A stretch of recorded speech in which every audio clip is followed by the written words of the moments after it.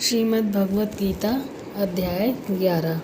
अर्जुन ने जिस विश्व रूप के दर्शन किए उसके वर्णन को पढ़ सुनकर भगवान के प्रभाव को मान लेने के भगवान के साथ योग का अनुभव हो जाता है। इसलिए इस अध्याय का नाम विश्व रूप दर्शन योग है।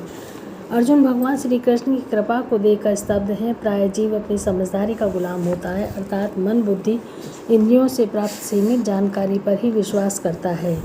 लेकिन तथ्य से ये है कि गहरी हम जितने समझदार बनते हैं, भगवत कृत्य से हम उतने ही दूर होते जाते हैं। जीव की दृष्टि सीमित एवं मोह निद्रा बहुत गहरी है, परंतु सौभाग्य की बात यह है कि श्री कृष्ण कृपा भी अनंत है, अपार है। भगवान श्री कृष्ण सृष्टि रचना के मानो स्वयं अपने आप से ही खेल रहे हैं। इस खेल में जीव भगवान से विमुख होकर माया में पूरी तरह आसक्त है। माया के द्वारा थपेड़े जाने पर उसे यदा यदा ही कृष्ण की याद आती है, लेकिन कृष्ण भी अपने परम प्रिय अंश को इतनी आसानी से कहाँ छोड़ने वाले हैं। इस जीव व श्री कृष्ण के बीच खेल अनंत काल से चला आ रहा है।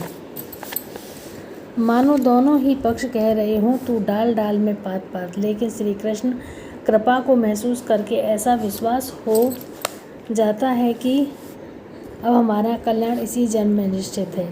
सृष्टि कितनी विशाल है, कितनी विलक्षण रहस्यों से भरी है, हम अंदाज़ा भी नहीं लगा सकते। ऐसे ऐसे नक्षत्र इस सृष्टि में हैं जहाँ से प्रकाश किसी गति प्रति सेकंड को पृथ्वी पर पहुँचने में 14 करोड़ वर्ष से अधिक लगते हैं। हम इस भूमंडल पर, इस आकाश गंगा में रहते हैं। वह उस सृष्टि का एक क्षुद्र अंश है। अनंत ब्रह्मांड है, असंख्य विष्णु हैं, ब्रह्मा है, रुद्र है, लेकिन भगवान श्री कृष्ण एक ही हैं। अपने ऐसे विलक्षण विश्वरूप को दिखाने का मन श्री कृष्ण बना चुके हैं। भगवान का विश्वरूप कैसा है ये तो यही जाने। सगुण निर्गुण द्वारा सरकार निराकार सब एक साथ या इन सबसे भी परे है, क्योंकि अनंत का अंत भी कौन पा सकता है।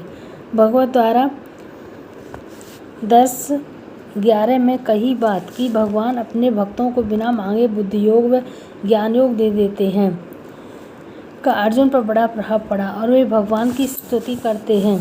फिर भगवान के किसी एक अंश में अनंत ब्रह्मांड समाये हुए हैं। यह सुनकर और ऐसे श्री कृष्ण मेरे सारथी बनकर घोड़ों की लगाम और चाबुक लेकर मेरे आज्ञा का पालन कर रहे हैं। अर्जुन की दृष्टि भगवान की महती कृपा पर जाती है और वे बोल उठते हैं, हे अर्जुन, बोले केवल मुझ पर कृपा करने के लिए आपने जो परम गोपनीय अध्याय विषयक वचन कहे उसमें मेरा यह मोह नष्ट हो गया है। भगवान के अनुग्रह को अर्जुन इस विशेषता से महसूस